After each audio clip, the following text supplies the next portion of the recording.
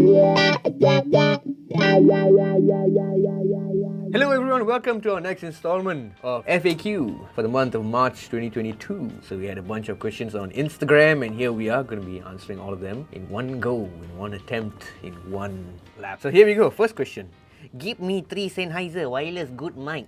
So you can check out 3 different series from Sennheiser. You got the XSW series, and then you got the EW100 G4 series, and then a step higher you have the EW300 G4 series. So you can check out any of those series, see which one fits your budget, and of course see the kind of mic you want to match to the wireless system, be it, you know, an 825, 835, 935, 945. Check out those 3: XSW, EW100 or EW300. Pula aku nak cakap. Next question. SE Electronics Dynacaster. Hey, good question. We are having a few limited amounts coming in probably mid to end April. So that's a good question that you asked here. It is definitely coming in. So, but very limited units for the first run because we're just going to try out and see what's the response. So if you want one, just hit up our sales hotline. Here's a 2-part question. Do you all think you all would ever sponsor artists? Meaning you give the artists a bunch of gear and they use it and they promote music videos in exchange? Yes, we've been doing that. So we do that with number one Musa. So we do have him sponsored with an LTD EC1000T, and we also sponsor him with an orange amp, and we also sponsor Mazdo, who are official orange ambassadors, and Darren Tay as well from An Honest Mistake, so he is also an orange ambassador. So we have 3 artists. Next question. Best E-drum yang bawah 5K. I can give you our top 5 best sellers lah yang saya perasan dekat kedai ni. So one of it is the Roland TD1 DMK, and then the other Roland is the Roland V-drum TD07KV. So TD1D and TD07, and then we have the Yamaha, which sells a lot, DTX452. Following that is the NUX DM210 and the Avatar SD61. So this is our top 5 best sellers in the store, and there's another 2 top sellers which are in the very cheap range. So you have the Behringer XD80 and XD8. These 2 are also massive best sellers in the shop. Next question. Best multi-effects pedal for under 1,000 ringgit. So the one that I personally tested is the Moore GE200. I think that's a very good multi-effect unit. I've been seeing a lot of guitarists using it in the scene lately also. Another one people always keep mentioning is the NUX MG30, I think. Fortunately, I still haven't gotten the chance to test the multi-effects unit because we don't have much stock for it, and we just keep to, you know, to fulfill a customer who wants to buy the particular multi-effect. So I still haven't sat down and tried it yet, but I can definitely vouch for the GE200. It's an excellent multi-effect for the price. Next question. Line 6 DL4 Mark II when? Please contact the sales hotline at 016-311-1286. Suggest a portable practice amp that's good for metal chugs. The last time I did a comparison between the Fly 3 and the Katana Mini. I think if you want a bit more gain, the Katana Mini is an excellent solution as a portable practice amp for higher gain. So yeah, Katana Mini. Boss Katana Mini. Next question. Best multi-effects pedal. Well, the one I use, Fractal. Can never go wrong with a Fractal multi-effects because the reasons is their IRs, their cap simulation is second to none, and also it's very easy to dial in. I don't usually spend a lot of time tweaking the sound with the Fractal, so the moment I choose an amp, it already sounds really good to my ears, at least. Next question. Malaysia guitarists that should know. Basically, I think he's saying that Malaysian guitarists that everybody should come to know about. Actually made a list so I do not miss anyone out. So I've been noticing a lot of really cool guitar players, you know, in the scene lately. One of them is Nico Abbas, or he goes by the artist name Aeonic. AEONIK. I really like his playing. Another person who's playing I really like is Daniel Sabirin from the band Bright Minder. The guy, his solos are all really vocal and melodic. You know, he writes really cool stuff. Another shout out to Justin Ang. I think many people know Justin Ang. The shit that he writes, it's, oh my god, it's international standard. His riffs are insane. Another local guitar tech / up and coming kid who plays pretty well is Hanson. We had Hanson on our channel for a couple of videos too. He's a really great up and coming player. Another one is a shout out to Mad Dog, my friend Ranveer Singh, who is in the band Imperial Decimation and Moth Flesh. I think he is probably the top lead guitarist in the metal scene. I think no one comes close to what he can do in terms of writing a metal solo. And I think another shout out is to my friend Iskandar Tajuddin from Artifacts. He recently filled in for Massacre Conspiracy in the Headbanger show Saturday. I think he's a really excellent modern guitarist, and also Arif Iskandar from Omnivious and his dueling duo in Omnivious. I think those are some of the great up and coming guitarists. And from the pub scene, I would say Musa, definitely Musa. The guy is like, you know, he just captivates you the moment he starts playing and singing. So I think these are some of the top Malaysian guitarists everyone should know. Next question. How to start recording cover song? Number 1, learn the song.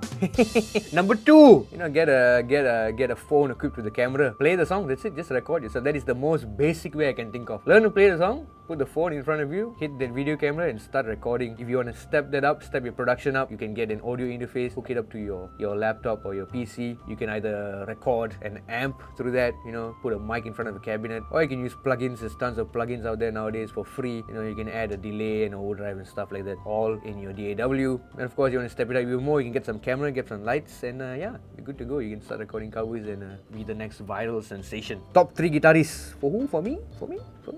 I don't know, I think there's too many that I admire. If I were to just to pick 3 just like that, probably like Mark Tremonti, maybe Joe Bonamassa, another one maybe like, I don't know, Adrian Smith, Iron Maiden, someone like that. Yeah, it's a huge list, but to pick 3 is quite crazy. But yeah, that's my 3 today. Next question. Apa kriteria preamp yang cun untuk bass?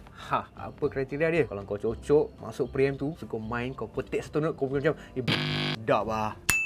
That's the preamp for you, bro. Next question. Is metal with threads still a crime? Also, do you prefer single coils or humbuckers? No, it's not a crime. You do whatever the you want, bro. You want to use single coil, you want to use P90, you want to use a damn shovel with an EMG on it. Do it. I do like both humbuckers and single coils. I lean towards humbuckers, but there's some music where it's like, shit, I want a single coil sound, I want a telly or a strat kind of sound, yeah. But I tend to lean towards P90s actually, which are single coils. So I have guitars with all of them. Single coil, P90s, humbucker. Tengok mood lah. Tengok what I'm feeling on the day, Next question. Line 6 catalyst when? Sales hotline 01631111286. I am currently unsure when is it coming in. That and the DL4 Mark II. I'm not sure when is it coming in, but 01631111286. Next question. Tolong order gitar macam Sennheiser Gate, Zaki Vengeance dan Johnny Christ punya design. Boleh. Sennheiser Gates we always order that in, but for the Zaki Vengeance and Johnny Christ is pre-order because not everybody wants them, but show us the money, we will order for you. Next question. Who to use EQ pedal? I think he means when. When to use EQ pedal on guitars and why do I need it? An EQ pedal is probably the one pedal which everyone should own because you can use it in 2 ways. Number 1, if you put it right after the guitar, you can use it as a tone sculptor. So you can really change the sound of your one guitar to sound like a myriad of things, just with one EQ pedal. You can really change it. You can make a humbucker really bright and jangly like a single coil. You can beef up a single coil to sound like a humbucker, or you're learning a particular kind of music which is a totally different EQ spectrum which your amp cannot deliver. You can put the EQ in the amp's effects loop and really tweak the output tone of that amplifier. Also, I have a video here on the YouTube channel teaching you how to boost your guitar solos, in which I explain that using an EQ is much better as opposed to using a volume boost. So please check out that video. Next question. Any gadget pedals as a vocal harmonizer? Yes, there's a myriad of multiple pedals. So usually the best brand when it comes to this is the TC Helicon stuff. So in pedal format, you have like the Harmony Singer 2, you have like the Voice Tone H1, or you can get a more expandable version of that, the Perform series, or like the Voice Live Play. So they have the Voice Live Play standard, then they have the Voice Live Play which is geared for acoustic heads, acoustic performers. So you should definitely check out the stuff from TC Helicon. Next question. Affordable headless guitar. I'm going to hold my headless guitar for this Saju. Nah, show off! Affordable headless guitar. Definitely not the one I'm holding. I'm holding a Kiesel, so this one is not as affordable, but affordable in the sense that it is 100% made in USA and it is 100% custom. So I literally picked out everything: the wood, the finish, every wood, the back wood, how many pieces I wanted the neck to be, what kind of wood the neck is, what kind of finish the neck is, the kind of pickups, the kind of frets, the kind of fretboard, the fret size. Yeah, everything is picked out. So in the sense, the Kiesel is the most affordable custom that you can get, which is made 100% in the US of A. How much did you buy it for?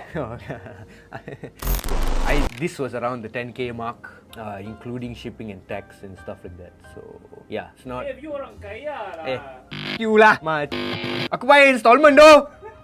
Anyway, we have in store in Music Bliss, we have the Ibanez headless guitars, which are pretty cool. If you're talking affordable, I've been noticing this brand, GOC? Is it GOC guitars? I think GOC is the one that, yeah, GOC guitars. So I think our friends over at Snake Pit Guitars, I hope I'm getting this right, over in Johor, are distributors for this brand. So my friend Ranveer, he actually had first generation that came out, the first run of headless guitars that came out back then. And back then the quality was pretty shite from what I saw, but apparently they've stepped up and it's much more better. So this is apparently one of the more affordable headless guitars that you can buy. Of course, you want anything more affordable, you can AliExpress that shit and get something really crappy. I have not personally tried the new GOC series. I have no idea how good they are, but I always had a thing about the way they look. I'm sorry if this is going to offend anyone, but I always felt that the GOC guitars did not look as nice. Something about the symmetry of the body and the horns that are just not working out for me. But I will definitely pick this over that brand called Legator. I think that looks ugly as fuck. Anyway, back to the question again. Affordable headless guitar, if you're talking in terms of customizing and made in the USA, I think nothing comes close to a Kiesel. If you're looking locally at someone who is other than us selling the iBuddy stuff, you can check out Snake Pit Guitars, who sells GOC guitars. Probably one of the more affordable headless guitars out there. Final question for today. Can you explain about electric guitar strings? So what do you want to know, bruh? Number one, there are multiple gauges. I think that's obvious. We all know 0.9, 0.10, 0.11, 12, whatever floats your boat. Number two, there's different materials when it comes to strings. So the most common one, which is the non-coated, are nickel strings. So those are the most common strings used on guitars, be it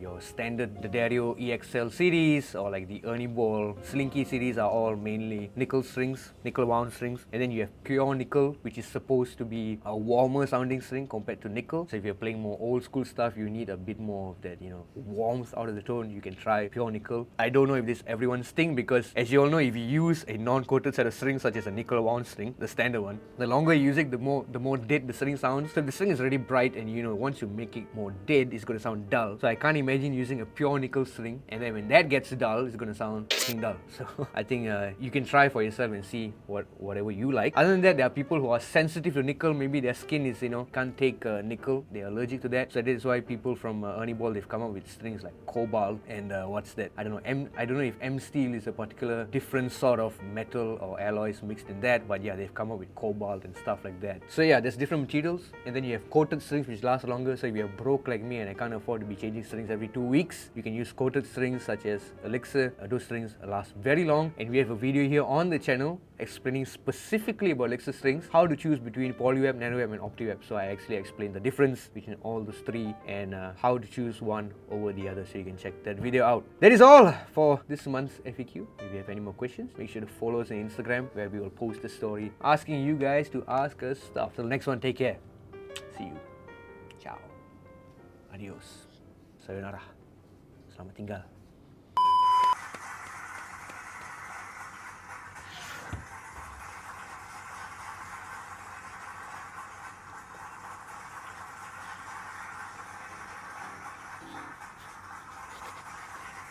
Habis lamanya.